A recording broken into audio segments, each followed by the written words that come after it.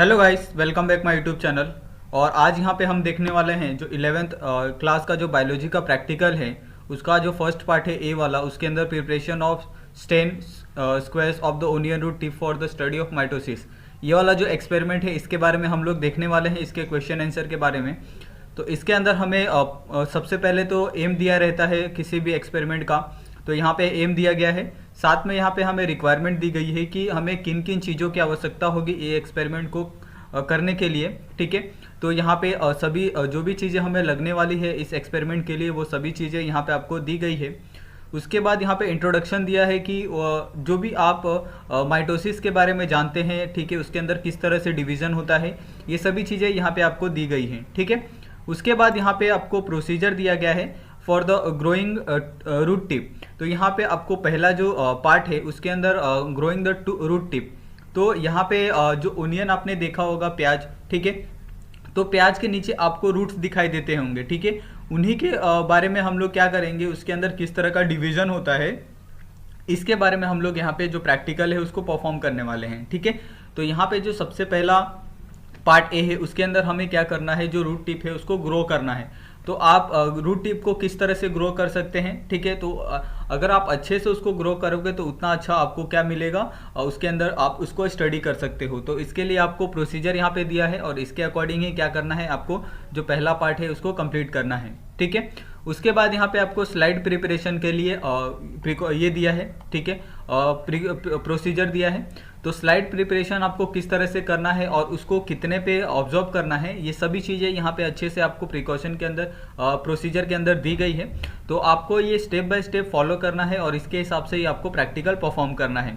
और यहाँ पे आप फिगर देख सकते हैं, जो ओनियन रूट का देखते हैं कि कहाँ पे प्रेजेंट रहता है। और ओनियन रूट टिप यानी हमें सबसे जो ऊपर वाला जो भाग रहता है उसको हमें लेना है और वहीं पे हमें देखना है।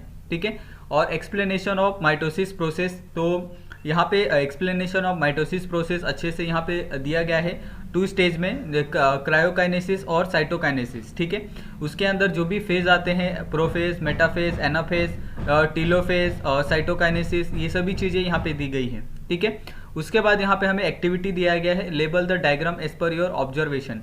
तो हमें जो भी ऑब्जर्वेशन के अंदर मिलता है उसके हिसाब से हमें क्या करना है, इसको लेबल करना है। ठीक है, तो यहाँ पे टोटल हमें ए, बी, सी, डी, ठीक है, ई, यहाँ पे टोटल हमें कितने 5 टोटल हमें 5 ये दिए गए हैं, डायग्राम दिए गए हैं और यहाँ पे उसके जो भी पार्ट्स हैं अलग अलग उनको यहाँ पे ये किया गया है, लिखा गया है। ठीक है, उसके बाद यहाँ पे हमें ऑब्जर्वेशन एंड द कंक्लूजन बोला था कि name the different phase of mitosis with the characteristics given in the above figure A, B, C, D, E. ठीक है, तो इसके अंदर टोटल हमें कितने 5 फेज दिखाई देते हैं, इंटरफेज, प्रोफेज, मेटाफेज, एनाफेज और टीलोफेज। ठीक है, उसके हिसाब से यहाँ पे आपको पांचों के बारे में यहाँ पे डिस्क्राइब किया गया है। ठीक है, तो ये तो हो गया इंटरफेज के बारे में।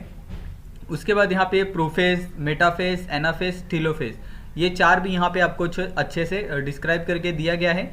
उसके बाद यहाँ पे जो सेकंड क्वेश्चन था कि explain the term mitosis and meiosis, तो यहाँ पे आपको माइटोसिस और मियोसिस दोनों के बारे में एक्सप्लेन करना है। तो हमने क्या किया है कि यहाँ पे आपको पहले में सेल डिवीजन किस तरह से होता है, तो माइटोसिस के अंदर कैसे होता है और मियोसिस के अंदर किस तरह से होता है, दोनों चीज़ें यहीं पे हमने ली है।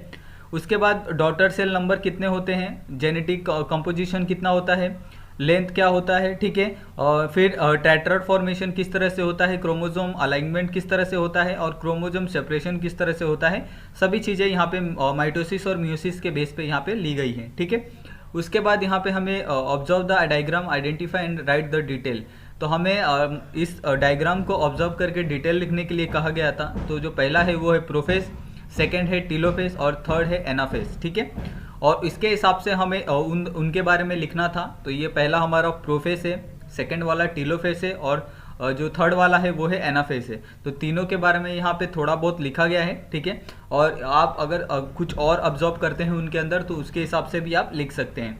उसके बाद यहाँ पे जो थर्ड क्वेश्चन है कि is there any difference between the mitosis between the plant and the animal cell, what is that. तो यहाँ पे क्या पूछा गया है कि अगर हम लोग एक प्लांट सेल लेते हैं और दूसरा एनिमल सेल लेते हैं, ठीक है, तो क्या उन दोनों के अंदर माइटोसिस में डिफरेंसेस आएंगे। ठीक है, तो ये माइटोसिस मियोसिस के बारे में यहाँ पे बताया गया है अगर प्लांट सेल और एनिमल सेल लेते हैं तो। ठीक है, तो इस तरह से आपको यहाँ पे लिखना है। उसके बाद यहाँ पे है explain the characteristics of cytokinesis. तो साइटोकाइनेसिस का आपको कैरेक्टरिस्टिक्स लिखना है, ठीक है। तो यहाँ पे जो भी साइटोकाइनेसिस को हम लोग क्या बोलते हैं और वो कहाँ पे प्रेजेंट रहता है, कौन सा फेज रहता है, सभी चीज़ें यहाँ पे आपको अच्छे से एक्सप्लेन करके दी गई हैं। उसके बाद यहाँ पे observe the following diagram specific sequence carefully and it is correct. तो आपको क्या करना है, ये जो भी हमें 5 यहाँ पे डायग्राम दिख रहे हैं इनको अच्छे से ऑब्जर्व करना है और इसको करेक्ट सीक्वेंस में लिखना है, ठीक है। तो यहाँ पे आपको आंसर दिख सकता है, ये इसका करेक्ट सीक्वेंस है। उसके बाद यहाँ पे हमें मल्टीपल चॉइस क्वेश्चन पूछा था, तो यहाँ पे हमने जितने भी क्वेश्चन पूछे थे हमने उसका यहाँ पे मार्क करके दिया है। फर्स्ट का है मियोसिस, सेकंड का है एसिटोकैरामाइन, थर्ड का है मेटाफेज, फोर्थ का यहाँ पे result of how many cells are form as the result of mitosis. तो यहाँ पे कितने सेल्स फॉर्म होते हैं, 2। फिफ्थ का है माइटोसिस और सिक्स्थ का है न्यूक्लियोलस, ठीक है। तो यहाँ पे हमने 6 का आंसर दिया है और यहाँ पे आपको एक और एक्टिविटी दी गई है कि draw the diagram of mitosis processes. तो ये वाला जो आपको डायग्राम है ये खुद से बनाना है, ठीक है। आपको जो भी माइटोसिस प्रोसेस होता है, जितने प्रोसेस होते हैं उसके अकॉर्डिंग आपको डायग्राम बनाना है। तो आपको अगर ये प्रैक्टिकल में अगर कोई और तकलीफ होगी तो प्लीज़ आप हमें कमेंट करके पूछ सकते हैं।